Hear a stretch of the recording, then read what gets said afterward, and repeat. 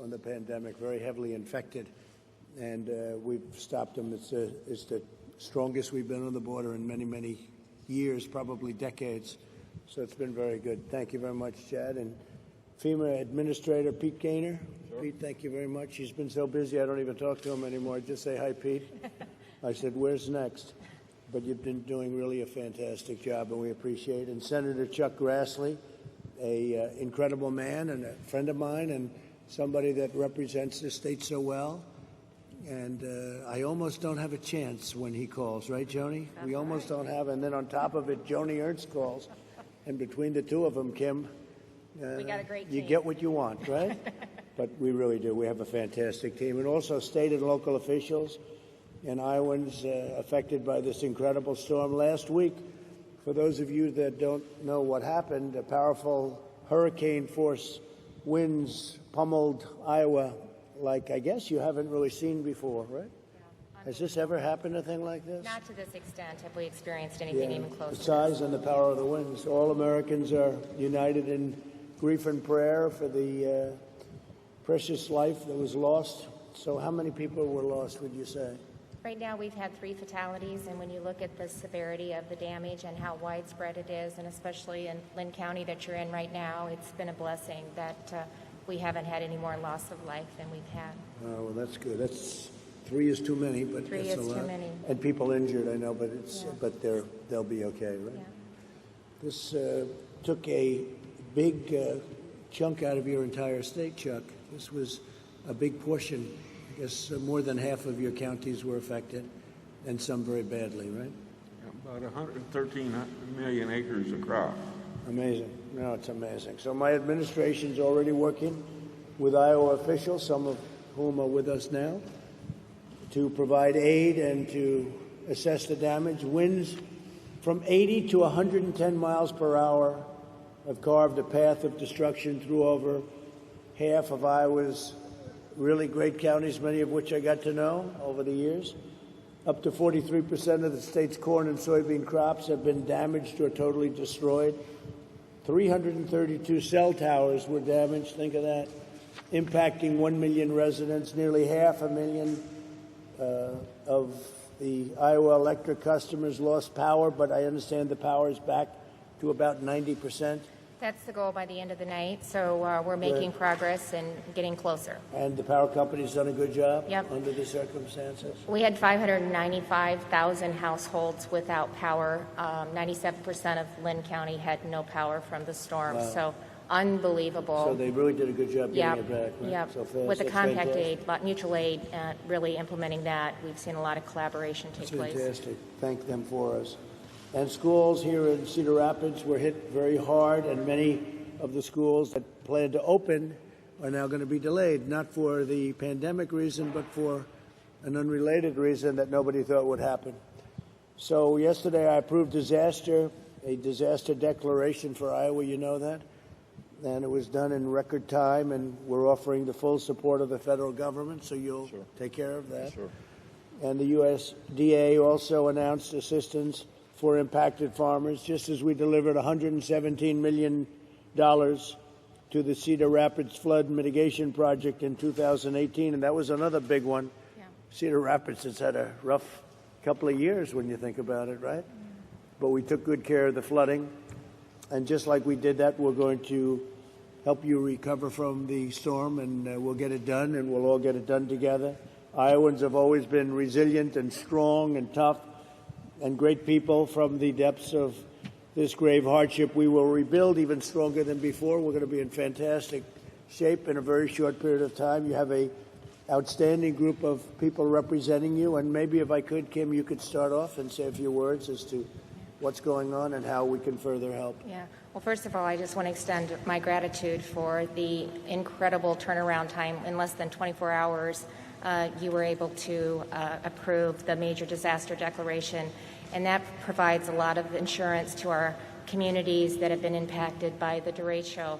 It's basically a 40-mile wide tornado that went through the state of Iowa, 112 miles an hour per wind, up to some of the highest speeds. And as I indicated, 595,000 households without power, significant damage to our electricity and communications infrastructure, but the capacity of our utilities to get people back up has been great. Appreciated Secretary Administrator Gaynor being on the ground yesterday and seeing firsthand some of the damage. 27 counties will be adding more, 16 public assistance in the disaster declaration, 27 getting individual assistance, and that'll have a huge impact on Iowans. And just to really appreciate that. You have to do. Just so we're on the ground now. How do you compare this in terms of damage with what you had with the flooding a year and a half ago, 2 years ago? So this is just so much widespread. When you think about entire counties that have been taken out, you heard the senator say, over half of our crops have been devastated. We are anticipating these early estimates, about $4 billion worth of damage. 3.7 of that is through agriculture, between the loss of crops and structures, and then... So this is even more than the floods? Oh, yeah, yes. Wow. More widespread, and we'll have additional counties that will be added. They're working on that right now. The mayors will talk about some of the early estimates that they're seeing, but significant damage. But we will come back stronger and better than ever, and we've got a lot of help, and we just appreciate the quick response that we've been you able have to... your friends from the Army Corps of Engineers. Nobody better. They helped you the last time. You didn't think you'd be back so soon, General, did you? Well, I appreciate the response with the floods. Well, Mr. President, of course, we work for FEMA and the administrator. We're very, very proud to be out here. We've been asked to do some assessments on some of the debris removal. We think they've got about 1.5 million cubic yards, and the state's going to do a lot of that heavy lifting. But whatever we can do to help, the Army Corps is all in. So, Chuck, with that voice, wouldn't he be a great politician? His voice is almost as tough as yours. Not quite. As long as he doesn't run in Iowa. That's a good point. Chuck, what would you like to say? First of all, I think you're coming here and representing the federal government and as President of the United States to show your work and helping us work through this is very, very important. So we thank you for that. And if I were going to compare the 150 miles I traveled from Boone to Cedar Rapids Thursday, Friday, and Saturday last week, the damage to the crops, I've seen corn flat on the ground in my 50 years of farming, but I have never seen it mile after mile and, just flat on the ground, and very little of it recoverable, I think. So that's something to keep in mind. And I think that one of the things that make you proud of Iowans is, I think you probably know, neighbor helping neighbor, and things of that nature. So we thank you for coming, and the widespread damage that you're going to be alerted to, and the homes lost and the power outages and the crop damage is all important. But you're stepping up to help with that declaration, and we thank you. And, it's difficult because you had the largest order of corn in history. Did you know that last week? Yeah. From, of all groups, China. How about that? China. Which, I don't know, makes you think a little bit, doesn't it? Huh? But China made the largest order of corn twice over the last week. So how does that affect an order like that when you have such damage to the crops, to the corn crops? Well, I think last week when the price of grain went up quite a bit, it helps, but then that's going to help those people that have grain to sell, but the farmers that have been hurt with the damaged crop, the only help. But are they able to fulfill an order like that? Will they be able to get an order that big? If that's your question, the answer is yes, because we have so much carryover from the year before. Oh, that's very good. Yeah. That's the two biggest orders of corn in history we got. That's because they think I'm not happy, and I'm not. I'm not happy at all. Just the opposite. Joni, please go ahead. And Mr. President, thank you so much for being here. Really appreciate your time and your assistance to the folks here in Iowa. And the discussion that we had yesterday morning, I thank you for that. And I can tell that you really do care about the citizens on the ground here. One thing that would be helpful, of course, with the impact to the ag economy, the loss of so many crops, is our farmers would love to know that with these gap year waivers that the oil refineries are submitting to the EPA, that we just dispense of those. We not allow them to move forward. Some of these waivers would apply to years 9 years ago, 8 years ago. Our farmers just really need some help this year, obviously, with the crop damage, and that would be a great step forward, is working. So I with approved the EPA. ethanol, and we did the whole thing with the 12-month and all of the others. Let me ask you, how is ethanol doing with the markets? It's got to be a little bit tough, right? It's very tough right now, and through COVID, we saw a decrease in driving, and so the sales of ethanol have not been up where they should be, and we've seen that all across the industry, the impact. And now, after the crop damage, it just sets our farmers even. But they'll be further ready back. when the market comes back. They'll be ready like never before. Yes, they will. And what we need, just help from the EPA to follow the intent of the law with the renewable All right, fuels. we'll speak to them. standard. I'll Thank speak you, to them Mr. myself. President. I'll Thank do it you. myself. Chad, please. Absolutely. Well, Mr. President, let me again commend you, as the senator did, for coming here to Cedar Rapids. I think that sends a strong signal to all Iowans, and certainly thank you for providing the disaster relief funds that you have done so quickly. Don't forget, this has been a very loving area for me. Cedar Rapids has been fantastic, and we've developed a lot of great relationships in Cedar Rapids, so I never had a doubt, really. So, I had the opportunity last week again to talk with Governor Reynolds about the devastation. And of course, FEMA has been here really since day one, and Administrator Gaynor has been here over the last 24 hours, working with the governor and all of her staff on these priorities as well. And FEMA stood up really since day one, their regional coordination center here, to make sure that tie between FEMA and the state was absolutely critical and spot on. So it's there. You're certainly granting that major disaster declaration is a huge step forward to providing that public assistance and the mitigation assistance. So really want to thank you for all the work that you've done over the past several days to make sure that we get the resources to Iowans. we wanted to get it done fast, and we did record fast. Pete, go ahead, please. Yes, sir. Thank you. Again, thank you for approving the deck in record time. Really means a lot to the governor and her staff. And we had a great tour yesterday. Went out. We saw firsthand the devastation. So aside from the level of devastation, Were you surprised? I was. I had He's not seen it all. This guy has seen devastation like nobody, but this is bad. Yes, sir. And so aside from the devastation, the thing that impressed me most was the spirit of Iowans helping Iowans out there. So volunteers helping volunteers with food. We just came from Operation Barbecue that's in the back lot of the airport, serving tens of thousands of meals. The National Guard on streets, clearing streets. Electrical restoration crews as far away as Nova Scotia here to help restore power. Really unbelievable. We have a ways to go, but the amount that they've gone so far, quite impressive. So we'll be here until we're done, right beside the governor and her team.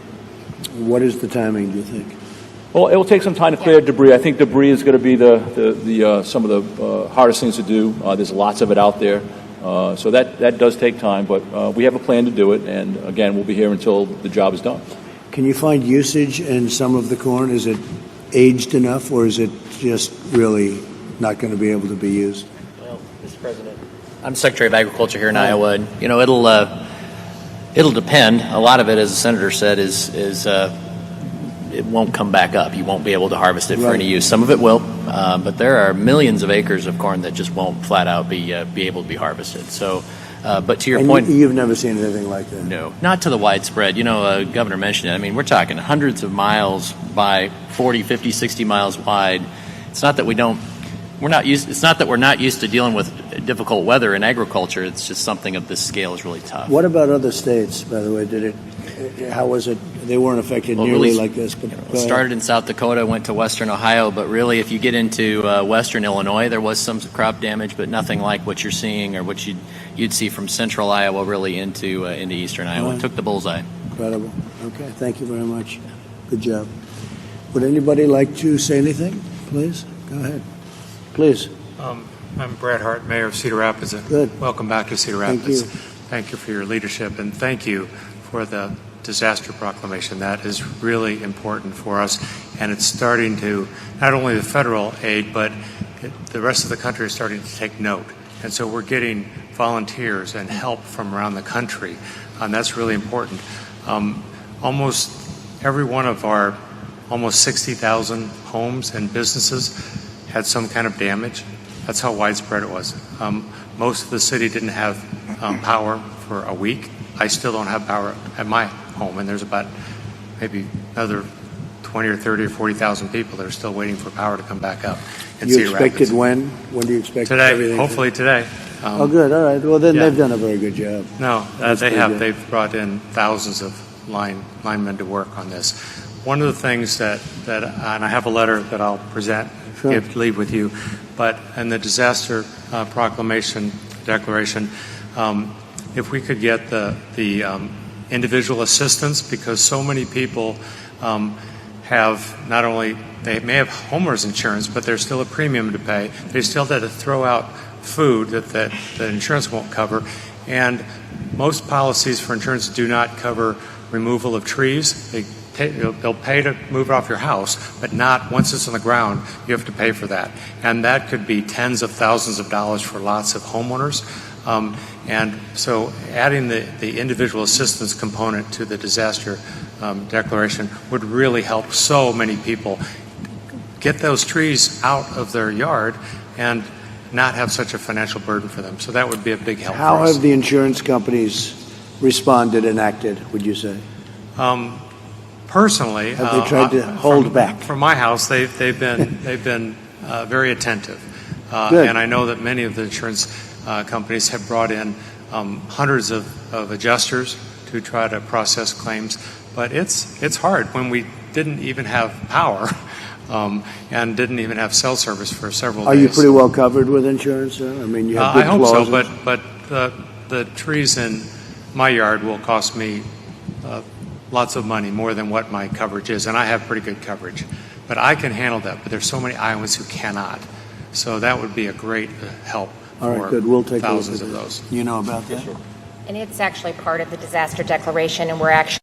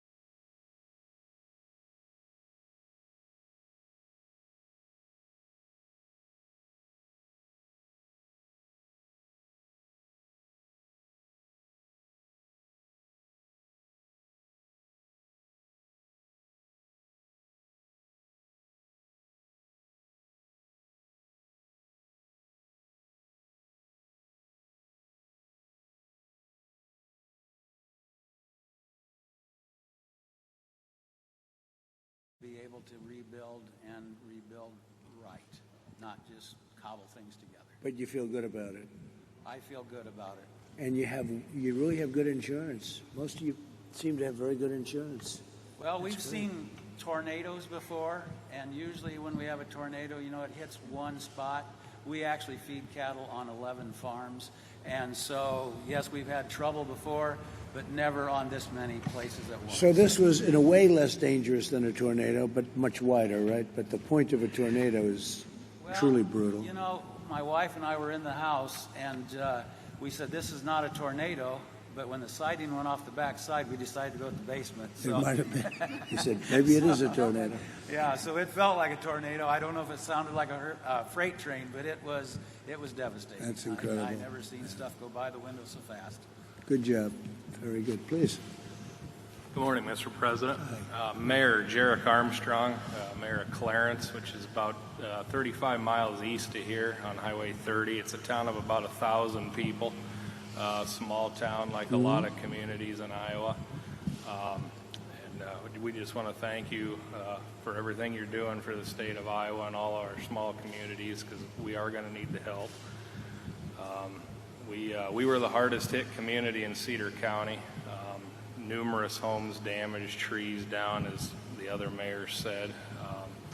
But you stated earlier the resilience of Iowans really came out last week, and I can say that for a fact in my community. The people that stepped up to the plate, the farmers that brought their equipment into town, got it out from underneath of their buildings that were collapsed on top of the equipment, and brought their equipment to town to help clean up the mess so we could get power restored to town, which we got back about 4 o'clock yesterday afternoon. It really brings out the best in people, and Iowans are some of the best at that. So we lost, there's a farmer north of town that lost a barn that was in his family for 8 generations. So it is something like we've never seen before. We just appreciate all your help. Thank you. Thank you. Great job, too. And Kaylee, let me ask you, with all that's going on in the world, is the world aware of what happened in Iowa? Because it is really something.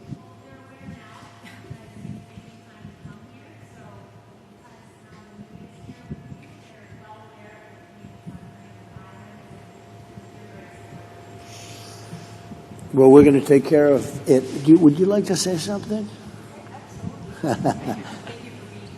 Thank you very much. It means a lot to us. I'm the executive director at Mission of Hope here in Cedar Rapids. I've been there almost 4 years. Right. We work to help people who are homeless, nearly homeless, living in poverty. And this week, I became one of those people. Our family lost our house due to the damage from the storm. And I know we'll be able to come back. We've got good insurance, like everybody sitting here. Really, really grateful for that. Just to echo what these guys said, we have a 2.5 acre wooded lot, fully mature oak trees over 100 years old, and we lost over 100 of them. It's going to be well in excess of $250,000 just to remove trees. No kidding. Wow. It's incredible. That's a big part of it. That's a very big part of it. It's something that our family, was not quite prepared for. We didn't even own a chainsaw. So, but I want to shift gears for a second and talk about the people that I'm blessed and lucky to serve at Mission of Hope. They're hungry today, and it's day 9 with no power in that neighborhood, and they're not just hungry for food. They're hungry for compassion from our leaders, just to know that our leaders care and are working on their behalf. They're isolated people, so they don't necessarily have good access.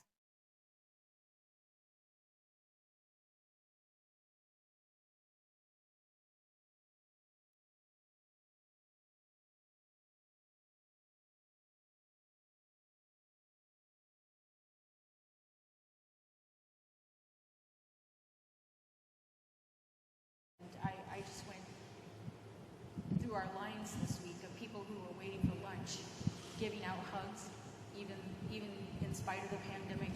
Just people are hanging on to a hug and clinging to personal words of encouragement. Their physical needs are not being met. They lost their food. Many of them have lost their shelter. They don't know where their clothes are. And as I mentioned, they don't have power. Though we do appreciate all the hard work we can see being done in our community, as of yesterday and this morning, we still do not have power. And finally, they need help financially. Due to COVID and the uncertainties of all the business being closed, many of them were just returning to work, and now they've been off work again. And so they're definitely hurting. We're strong as Iowans. You've heard that all around the table. We're strong and we're resilient, Mr. President, but we are tired and we need your help. Thank you very much. Very much. Would anybody like to ask any questions? The governor, senators, or FEMA, or Chad, any questions for them concerning this situation, which we're going to take care of very rapidly in Iowa? Anybody? Okay, it's been very well covered. Senator, thank you very much. Joni, thank you very much. I appreciate it. It's great. We'll get it taken care of. We'll get it done very quickly. All of you will get it done. Ashley, we'll get it done very quickly. Chair, thank you. Governor, it's all done. So now we have to start working, but the papers are done. You're going to look into the one event quickly, and we'll get that approved. Okay? Thank you very much, everybody. Thank you very much. Appreciate it.